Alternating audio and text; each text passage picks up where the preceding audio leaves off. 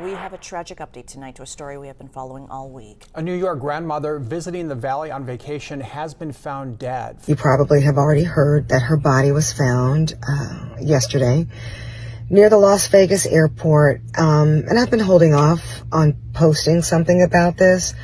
First, I just wanted to get some more information, some more facts to arm you with. And, it's been a challenge because there's been such an emotional outpouring for Alisa. So let me tell you what I know. First of all, I was texting with her daughter, Kristen, yesterday after we did our story on Tuesday. She was in Vegas. They'd confirmed through surveillance video that Alisa did get to the CBS and that she left. I was texting with Kristen that, some people had reached out to me from Vegas who wanted to help with the search, and she was excited about that. She was like, wow, are they really going to have the manpower to do it? And she just was very optimistic. That was around noon yesterday. About an hour later, about 1 p.m., that's when we got word at the station that a body had been found, and it was believed to be Alisa Goods, but obviously that's not something we would report without, confirming it with the family. So, and you also have to understand, that's not how the family wanted this to turn out. So even though they found out, they weren't gonna, it takes a beat, they had to process that. So they put out a statement today, announcing her tragic death and thanking everybody for the support. So I reached out to the Las Vegas Police Department. I just heard back from them. This is what they told me around 1:45 a.m. Thursday morning, so Wednesday night into Thursday. Someone called and reported seeing a body in a drainage ditch near Terminal 1 at the Las Vegas airport. And they said they reviewed the surveillance video, and on surveillance video on August 8th, they see Alisa Goods walking along an embankment and then falling and never coming up after falling. So the big question is, what happened in those hours? What's the data in those hours from the CVS to when she's seen on surveillance video by the airport walking on an embankment? If you're familiar with Las Vegas, if you're not, rather, I've been there before, and the airport is really not isolated from the strip. I've literally walked from the airport to the strip. So you can, feasibly walk from the airport to the strip, but it just doesn't, just leaves questions as to what happened and why she was walking on an embankment. But she was seen on surveillance video, according to the police. And I just emailed them back asking them, so what time was that? What time was she seen on surveillance video walking on this embankment, falling, and then never, ever coming up, being seen on surveillance video coming up. So, but I want to at least get you that while we try to put that timetable together.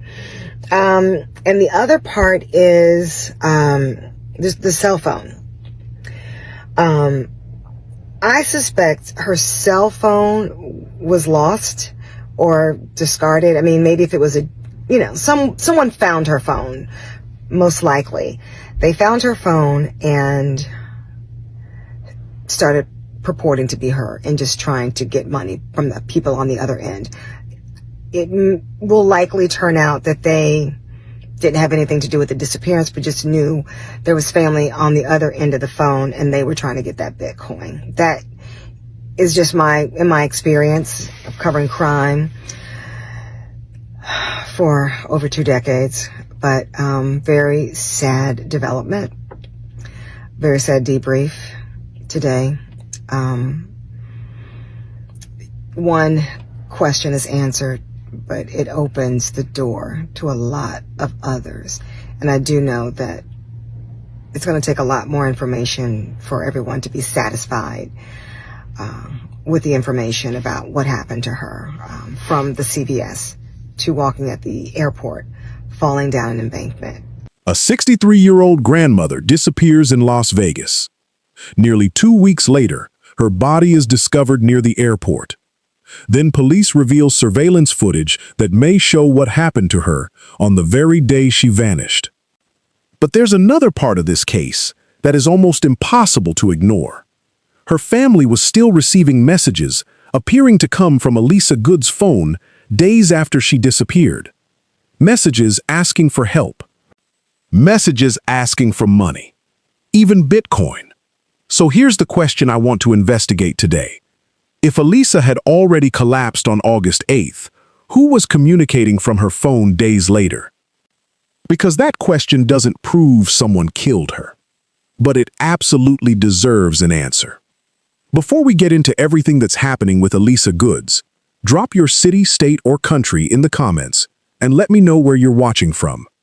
And if you want us to keep following cases like this, as new documents, timelines, surveillance footage, and evidence come out, make sure you share this video. Hit that like button, hit that subscribe button, and turn on those notifications. Because here on the Black Docket, we follow the documents, the timelines, and the evidence. Now, let's get into it. Alisa Goods was 63 years old, a grandmother of 5 from New York, who was visiting Las Vegas and staying with a longtime friend. On August 8th, she left that friend's apartment. Her stated destination was a CVS near Paradise Road and East Harmon Avenue. She never returned. Her family reported her missing on August 10th. And then, 2 days later, something happened that transformed this from a missing person case into something much stranger. Her relatives began receiving messages appearing to come from Alisa's phone. The messages reportedly asked for help and money. Then came requests for Bitcoin, and one detail immediately stood out. Alisa didn't drive. So when someone communicating through her phone claimed to need gas money, her relatives became suspicious. At one point, the family tried getting the person to call. According to relatives, someone answered a call but did not speak before hanging up. Later, someone identifying themselves as Alisa reportedly continued communicating through text. Her family didn't believe it was her. They gave the information to police. And at that point, the central question became, where was Alisa, and who had access to her phone? For nearly 2 weeks, the family searched. Hospitals, jails, the coroner's office, public appeals. Family members traveled to Las Vegas themselves. Her daughter joined the search. Her friend also helped distribute flyers. And while all of this was happening, Alisa remained missing.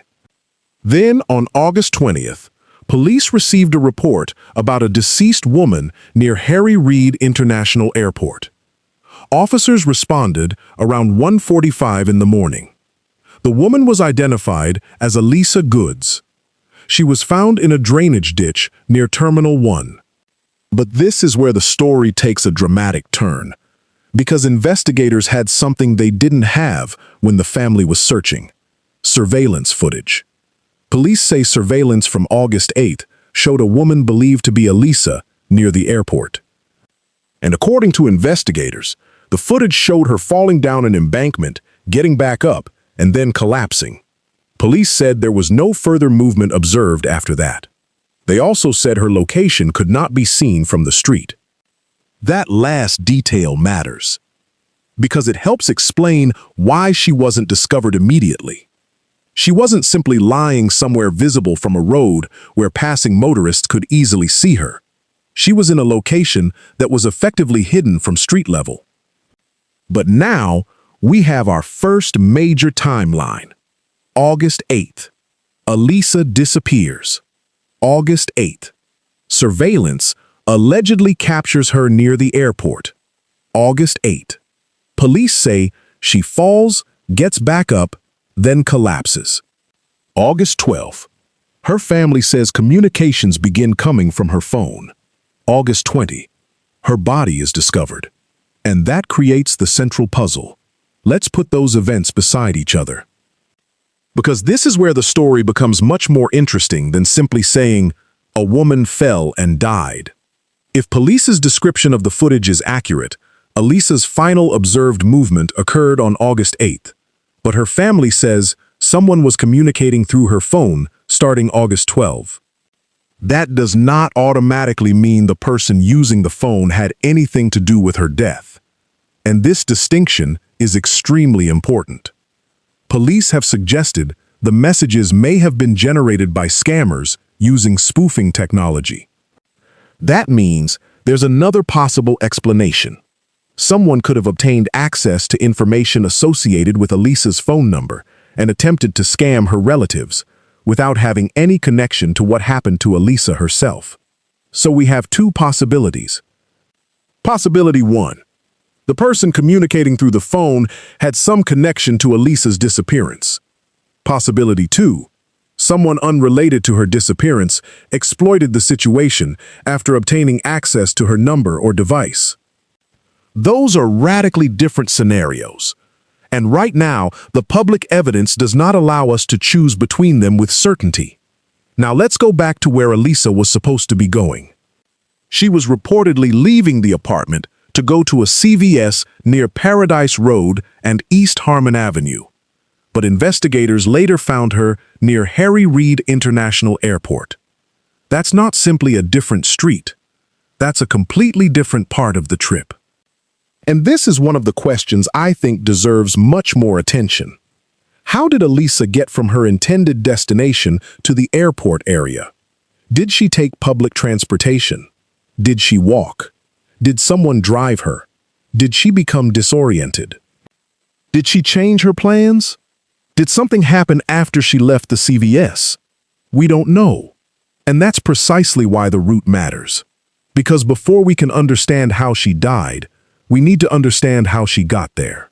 There's another detail worth separating from speculation. Some reporting says Alisa was known to have reached the CVS.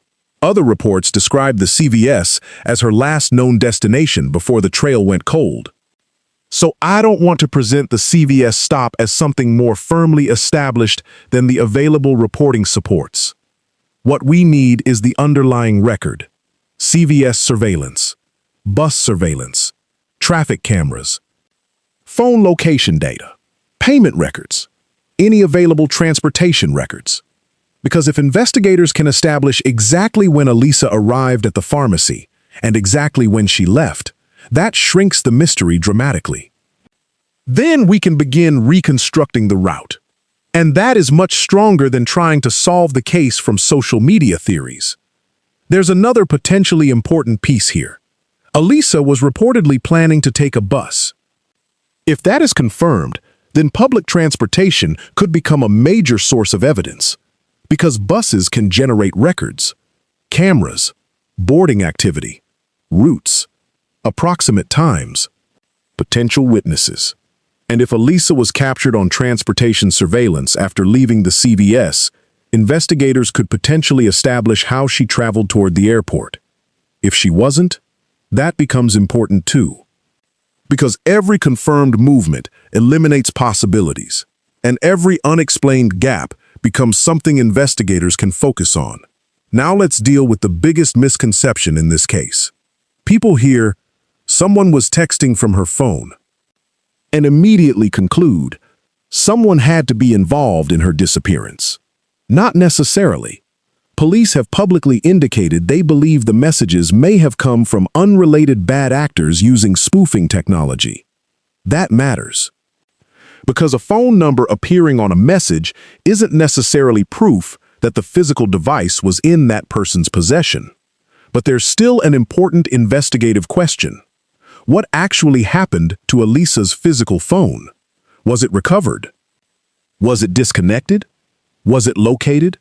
What device generated the messages? What IP information was available? What account was used? Were the messages sent through ordinary SMS? Was the number spoofed? Did the phone connect to cellular towers after August 8? Did it connect to Wi-Fi? Were there login records? Those are the questions that could potentially turn this from speculation into something testable. And then there's something even more interesting. The family said someone answered a call from Alisa's number. They said the person didn't sound like Alisa. That detail deserves to be treated carefully because it comes from the family, not an independently released police finding. But if investigators have that call recording, it could potentially be useful. Voice analysis, call metadata, time, duration, carrier records, location information. Every one of those pieces could potentially establish something. And if the person was genuinely communicating through Alisa's device, Investigators may be able to determine more about how that communication occurred. Now we have to talk about Roger John. Because whenever someone disappears, the person who last saw them naturally becomes part of the timeline. Alisa was staying with John in Las Vegas. He reportedly told the family she left to go to CVS. He also helped with the search and distributed flyers. Available reporting does not identify him as a suspect, so I'm not going to manufacture suspicion around him. But there is still a legitimate investigative question. What exactly was the last confirmed interaction between Alisa and John? What time did she leave? What was she wearing? What direction did she take? Was she carrying her phone? Did she have medication with her? Did she have money? Was she planning to walk to transportation? Those details help establish the baseline. And the baseline is everything. Now there's another explanation we have to take seriously. A tragic medical event.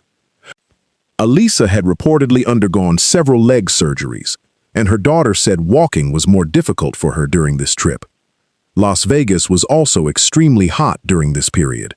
So there are completely plausible scenarios involving dehydration, disorientation, a medical event, an injury, or complications from a fall. And if she fell, managed to get back up, and then collapsed again, a serious injury or medical problem could potentially explain that sequence.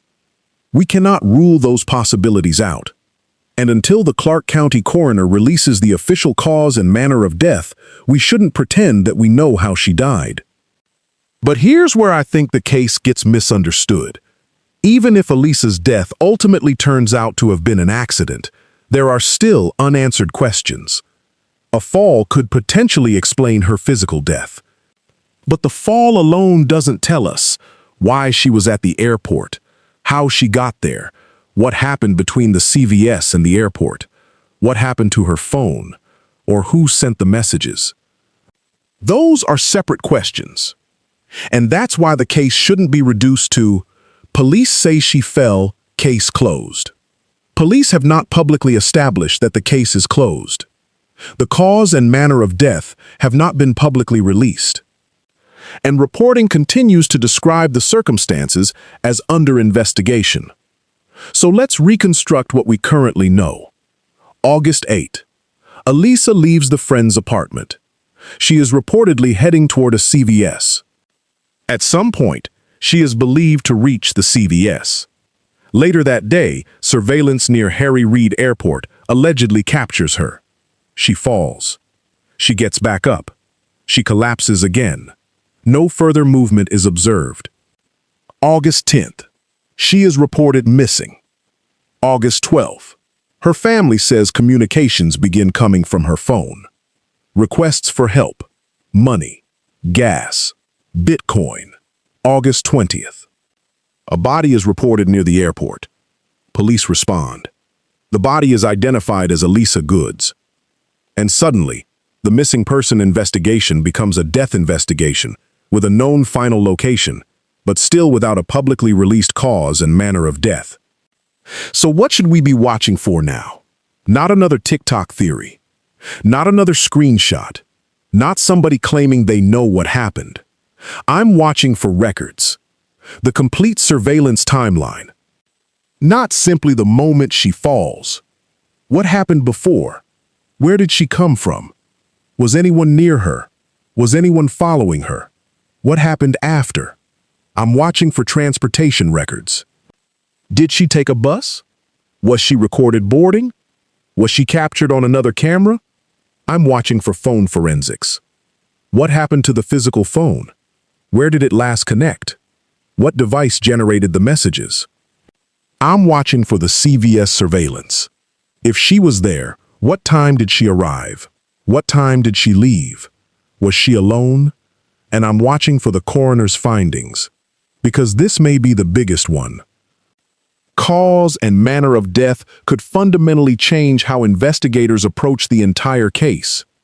And here's where I land after going through this. I don't think the responsible question right now is, who killed Alisa Goods? We don't have enough evidence to say that.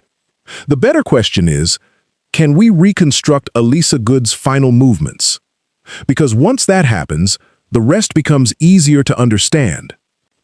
If the evidence shows she traveled alone from the CVS to the airport, became disoriented, fell and suffered a fatal medical event, then that's where the evidence leads. If the evidence shows somebody transported her, then we follow that. If the phone records reveal something unexpected, we follow that. If the surveillance contradicts the current understanding, we follow that too. That's how this case should be approached.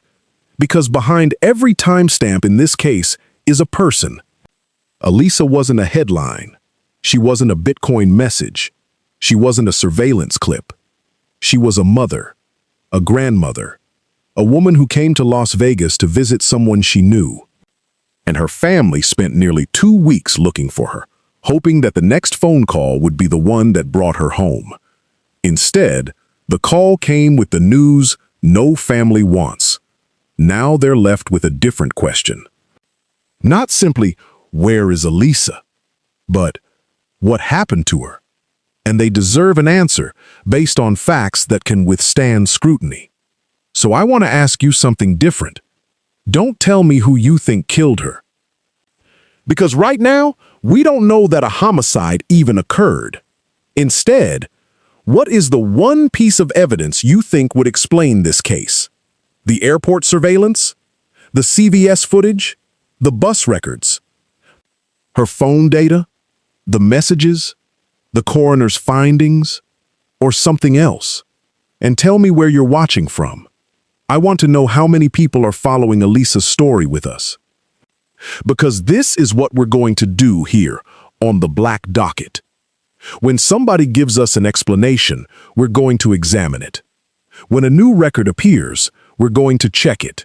When a theory goes viral, we're going to separate the claim from the evidence. Because right now, Alisa Goods deserves something more valuable than another theory. She deserves the truth. This is the Black Docket, and we're following the timeline, not the rumor, not the speculation, the evidence.